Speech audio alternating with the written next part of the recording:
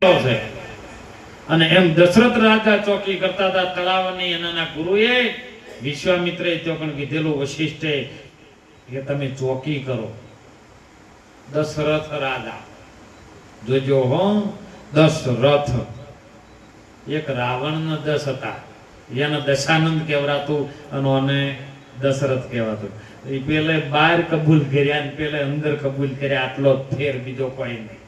પેલે જે 10 દોષ હતા ને એને દબાઈ દીધા અને સત્ય ગુણને ધારણ કર્યા, અને રાવણે 12 દર્શન પ્રગટ કર્યા અને પેલા દબાઈ દીધા, અહંકાર પેદા કર્યો, એટલે એનું પતન થયું.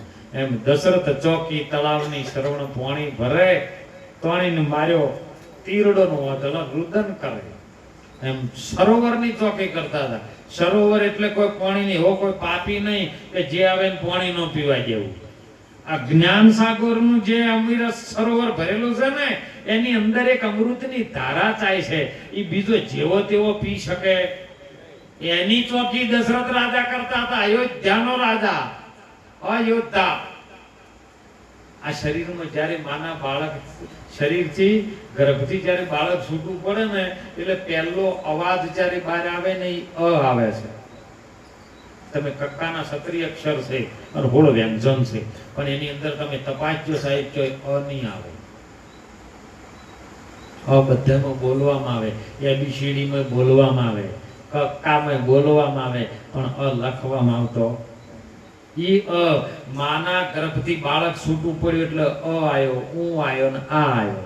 અકાર ઉકાર ને મકાર, ત્રણેય પ્રકારની જ્યારે કુંડળી ભેળી થઈ અને કુંડળી જ્યારે થરથરન જાગૃત થાય ને, એની અંદરથી પહેલો શબ્દ બને છે એ ઓમકાર બને. અને ઓમકાર થી બધાનું સર્જન થયું. ઓમકારમાંથી નાદ ઉત્પન્ન થયો. એ 3 વેણ અને આપણા સદારામ બાપા પણ ભજનમાં કહેતા અને સંતો પણ કે, અરે તરવેણી ના ઘાટે રે સુરતા જેની લેરા લેશે. તરવેણી એટલે 3 વેણ જો ભેળો થાય છે એને તરવેણી કહો છો હો. 3 વેણ જો ભેગા થાય એ ત્રિકોટી સાહેબ મહાપુરુષો 3 વેણની જે 3 વાટા મારી અને જે બેઠી છે ને કુંડળીની શક્તિ, રજોગુણની, તમોગુણની, સતોગુણની, આ 3 કયો જમાય છે. અરે તમારો શ્વાસ આવે ને જાય હમાય છે ચો. એ મૂળ ઘરની વાત. અને મૂળ ઘરમાં જ્યારે શબ્દ ઉપડે ને, એ શબ્દથી આખી સૃષ્ટિનું સર્જન થયું છે. તેઓ કણ વચન પડ્યો છે.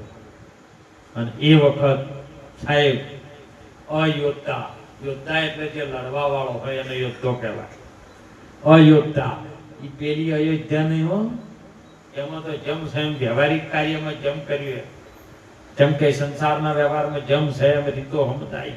પણ અયોધ્યા એમ આ અયોધ્યાની દશરથ રાજા જ્યારે બોન માર્યું અને શ્રવણ કડુલો ભરતો હતો. કડુલો ભરતો જ્યારે બોન વાગ્યું અને સાહેબ પહેલો શબ્દ એના મુખથી આવ્યો છે શ્રી રામ, શ્રી રામ, શ્રી રામ. દશરથ રાજાને ખબર પડી કે કોક રામનો ભગતને બોન વાગી ગયું. અને બોણ વાગે એ જ બૂમ પાડે. આ તો વાજ્ય હોય તો જાણે પેલા નુગરા શું મોણે રોમ બોણ વાગ્યા હોય એ જ જોણે. એમ શ્રવણે બૂમ પાડી શ્રી રામ, શ્રી રામ. દશરથ રાજા દોડીને ત્યો પણ આવ્યા છે. હે પ્રભુ મારી ભૂલ થઈ છે, શું થયું?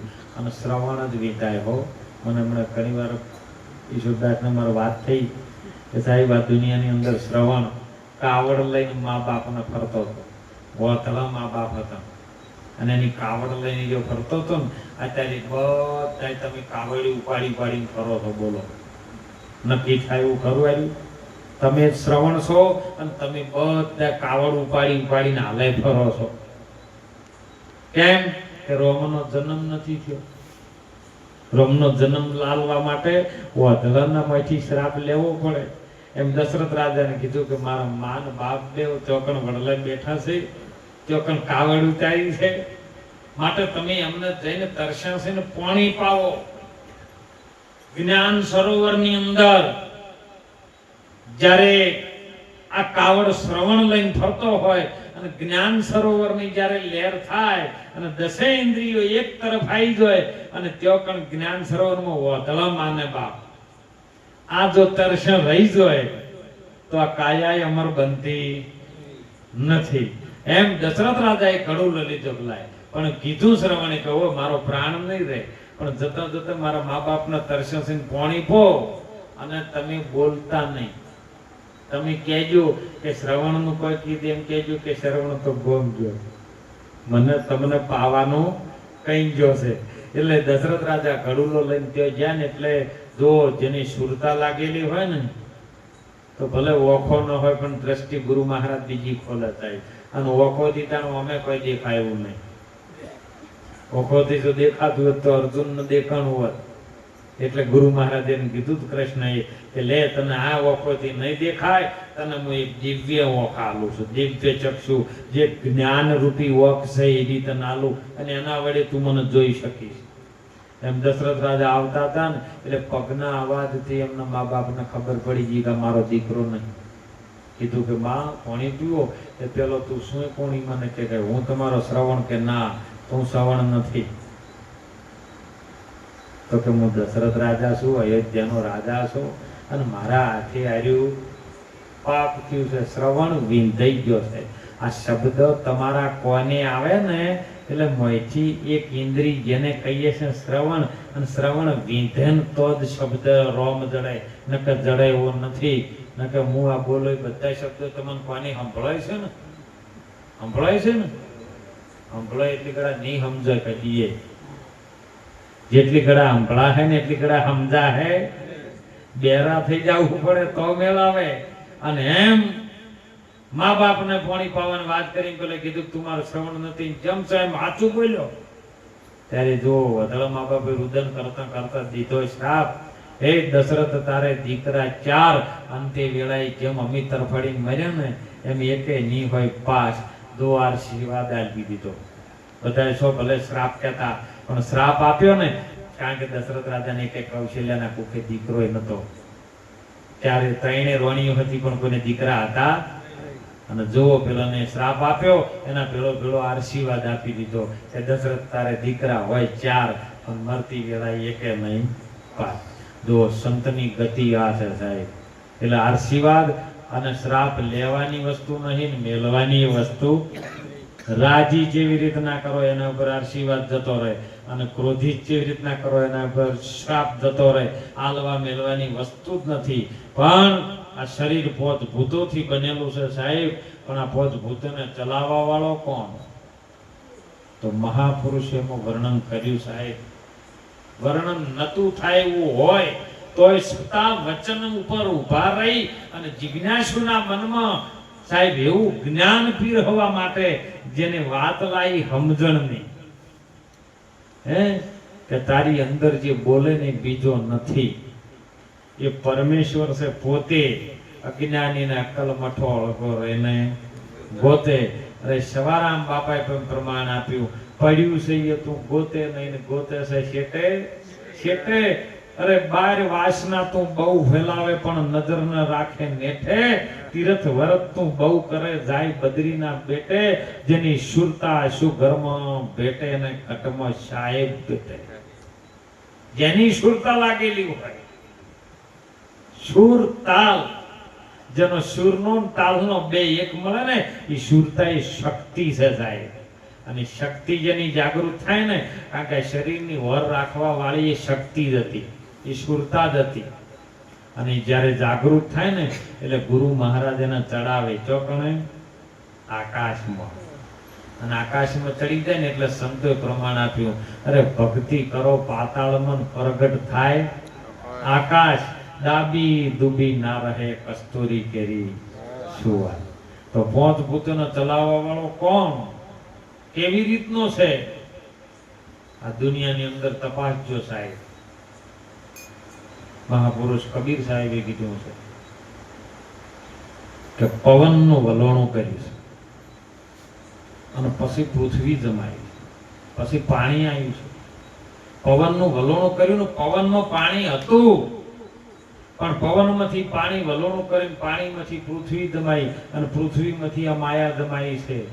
અને એને જો મંથન કરો, એમ શરીરનું જો મંથન કરી લો તો શરીર એક પૃથ્વી તત્વ છે. પૃથ્વી તત્વની અંદર પાણી તત્વ પણ છે, પાણી તત્વની અંદર અગ્નિ તત્વ પણ છે, અગ્નિ તત્વની અંદર વાયુ તત્વ પણ છે અને આકાશ તત્વ પણ છે ને.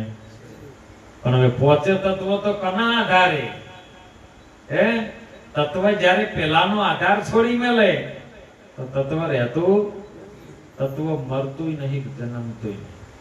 તત્વ જેમ છે એમ સમાવેશ ઘાટ કરે છે. અને ઘાટ આ શરીરનો થાય પછી ચાહે ભૂંડનું હોય, ગધાડાનું હોય, ગાયનું હોય, ભેંસનું હોય, બકરાનું હોય, ઘેટાનું હોય, એ ઘાટ જ કરાય. અને ઘાટ વસૂલી જાય કારણ ઘાટ સ્વરૂપ છે ને એ સર્વમાં વ્યાપક છે. અને મહાપુરુષો વ્યાપકને આપણા શરીરની અંદર જોવરાવે, જેમ છે એમ એનું સ્વરૂપનું જ્ઞાન કરાવે. પછી નથી આઘું રહેતું, પાછું નતું રહેતું. પછી તો જીવા ભગતે બોલ્યા, સાહેબ હે તારી નેણોથી નજીક જીવા સહી કરીને મોનો, ચોય દૂર નથી અને ગોતવા ન જો. અને જવું હોય તો જાજો, પણ પેલા મા બાપને પગે લાગીને પછી જાજો.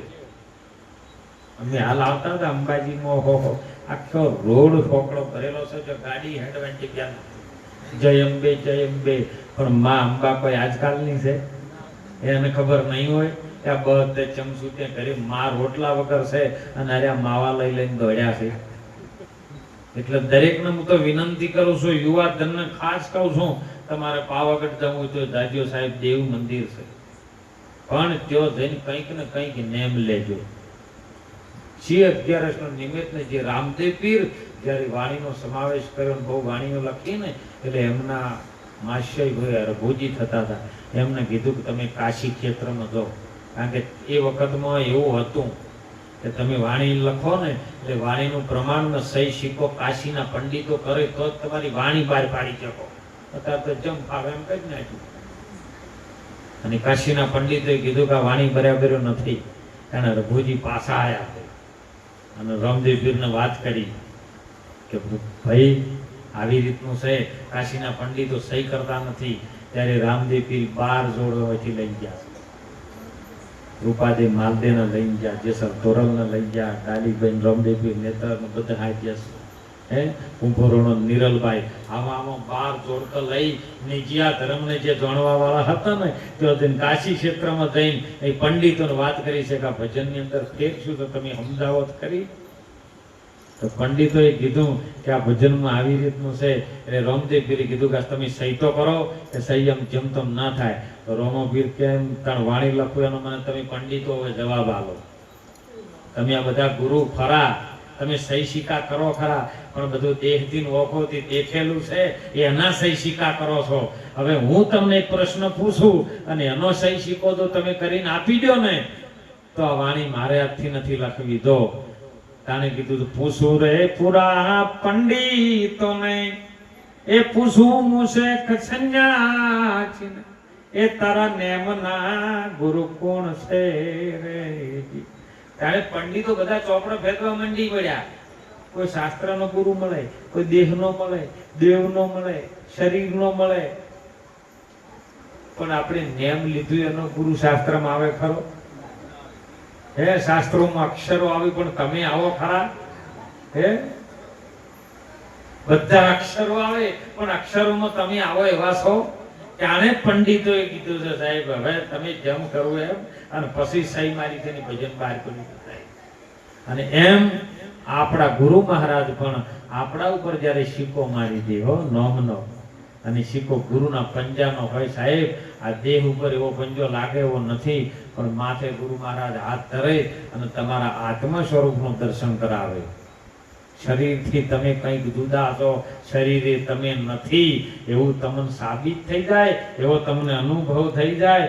જેમ ગૂંગાને ગોળ ખવડાવો ને એટલે ગૂંગો બોલી ન શકે, એ રાજી થાય પણ વર્ણવી શકે નહીં. એવું સ્વરૂપનું જ્ઞાન આપણા ગુરુ મહારાજ અનંત પુરુષો મહાપુરુષો આ ધરતી પર આવી અને અવતાર ધારણ કરીને અનેક જીવોનો ઉદ્ધાર કરે છે. અને એટલે મહાપુરુષો જેમ છે એમની વાત સાહેબ. આ તો એ ગોમની અંદર